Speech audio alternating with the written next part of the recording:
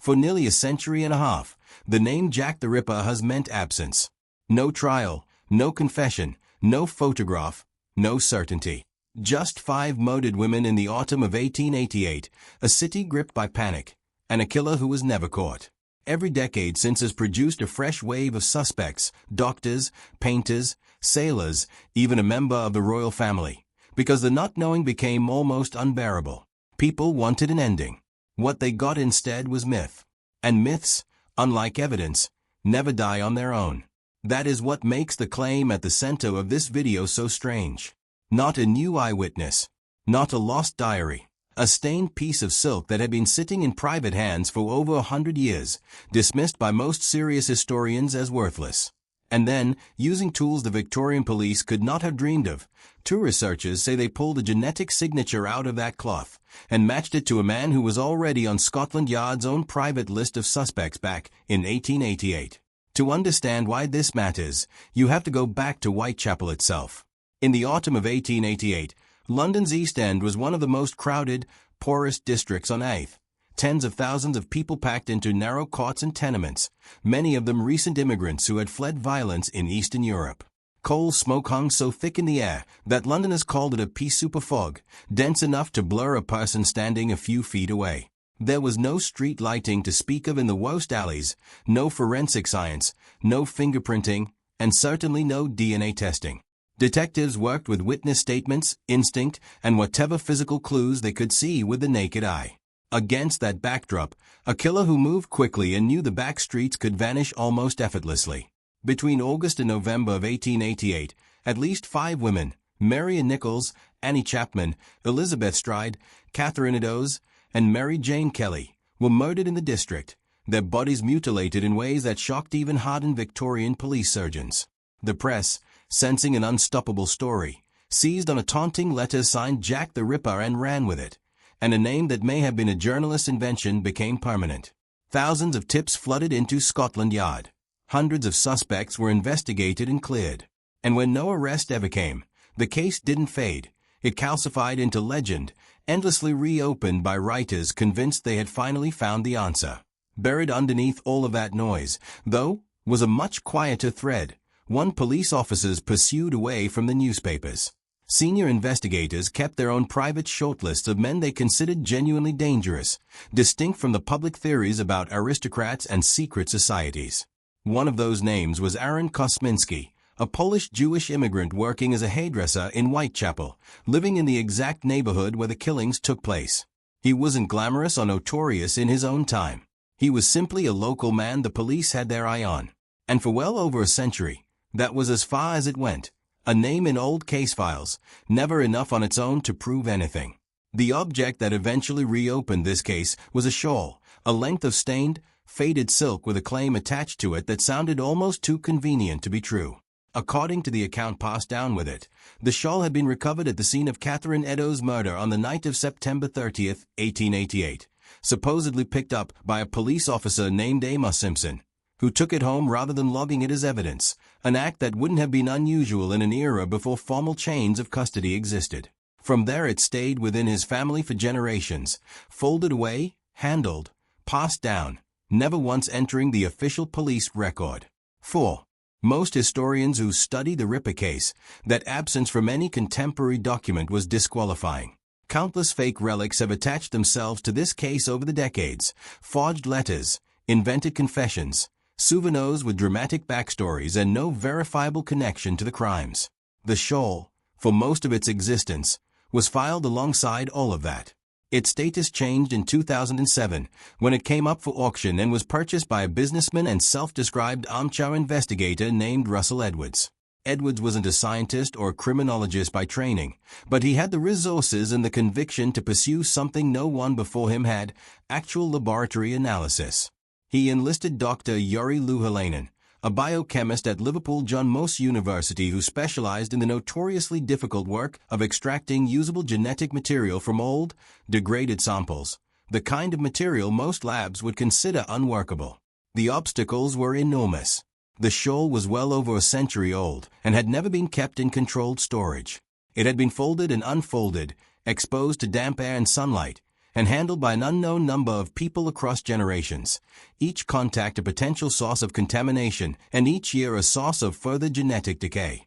Getting any coherent DNA profile from a stain under those conditions would be difficult under the best circumstances. Lou Helanen's approach was to focus specifically on the darkest of the old stains, reasoning that dried biological residue can sometimes protect fragments of genetic material better than the surrounding fibers. Rather than target nuclear DNA, the familiar double-helix genetic code that combines material from both parents and degrades relatively quickly, the team focused on mitochondrial DNA. Mitochondrial DNA lives outside the cell nucleus, exists in far greater quantity per cell, and is passed down almost unchanged from mother to child across generations, without any contribution from the father. A man carries his mother's mitochondrial signature his entire life, but cannot pass it on to his own children. This makes it especially useful for cases spanning many decades, because a living person today can, in principle, carry close to the same mitochondrial sequence as a maternal ancestor from over a century earlier, provided the line of descent through women remains unbroken. Before any suspect could be tested, the team needed to establish that the shawl was genuinely present at the crime scene at all.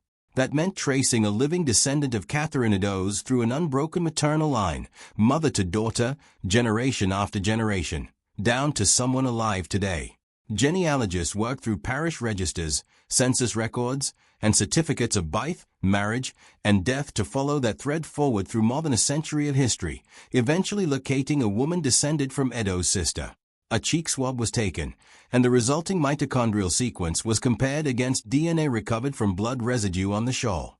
According to Lou Helanen and Edwards, the sequences matched. If accurate, this meant the shawl had genuinely been present at the murder scene and had absorbed Catherine Eddowes' blood, lending real weight to a claim historians had dismissed for a century. That result opened the door to a second and far more consequential test. Alongside the blood, the researchers reported finding a second biological stain on the shawl, one they identified as consistent with semen. If genuine, this raised the possibility that the attacker had left behind more than just his victim's blood, that a trace of his own biology had been sitting in that fabric the entire time, waiting for technology that didn't exist yet. In 1888, the team isolated a second mitochondrial profile from that stain, distinct from the victim's, and set out to find someone to compare it against. They didn't need to start from nothing. Aaron Kosminski's name was already sitting in the historical record, placed there by the very detectives who investigated the murders in real time. Chief Constable Melville McNaughton wrote a private internal memorandum in 1894 naming Kosminski as one of 3 men he considered strong suspects, describing him as having a marked hatred of women and homicidal tendencies. More strikingly, Chief Inspector Donald Swanson, the officer who had overseen the entire Ripper investigation, later wrote a private annotation in his own copy of a colleague's memoirs, a note apparently never intended for publication, identifying Kosminski by name as the man he believed responsible, and noting that he had been confined to an asylum, where he eventually died. Kosminski himself was, in almost every respect, the opposite of the towering, aristocratic figure the public had spent a century imagining. He was a young Polish-Jewish immigrant who had fled the pogroms sweeping through the Russian Empire, arriving in London's East End in search of safety and finding instead poverty and worsening mental illness. Contemporary accounts describe a man tormented by delusions and voices, a condition modern specialists have suggested resembles paranoid schizophrenia, along with a documented and specific hostility toward women.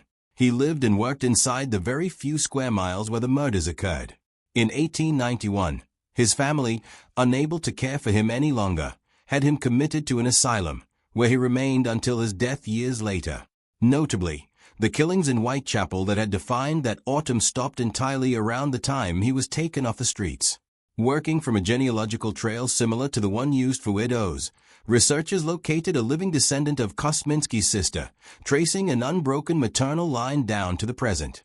A sample was taken, and the mitochondrial sequence was compared against the second stain recovered from the shawl. According to the 2019 published findings, the profiles matched.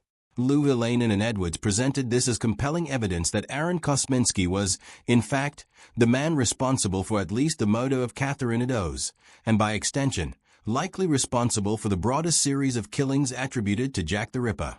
It would be a mistake, though, To present this as a case the scientific community now considers closed, because it isn't. When the research was published in the Journal of Forensic Sciences, it drew immediate and pointed criticism from geneticists and Ripper historians alike. The core objection is contamination. This shoal passed through the hands of an unknown number of people over more than a century: a policeman, his descendants, collectors, auction house staff, and eventually a modern laboratory, with no controlled chain of custody at any point along the way. Mitochondrial DNA, while durable, is also common. It is shared by everyone descended from the same maternal line across many centuries, and critics have pointed out that the specific sequences reported are not especially rare in the broader European population, meaning a match doesn't narrow things down as tightly as it might first appear. Other scientists have also raised concerns that key details of the testing methodology and full underlying data were not made available for independent replication, which is normally considered essential before genetic identification like this is treated as conclusive. So where does that leave the case?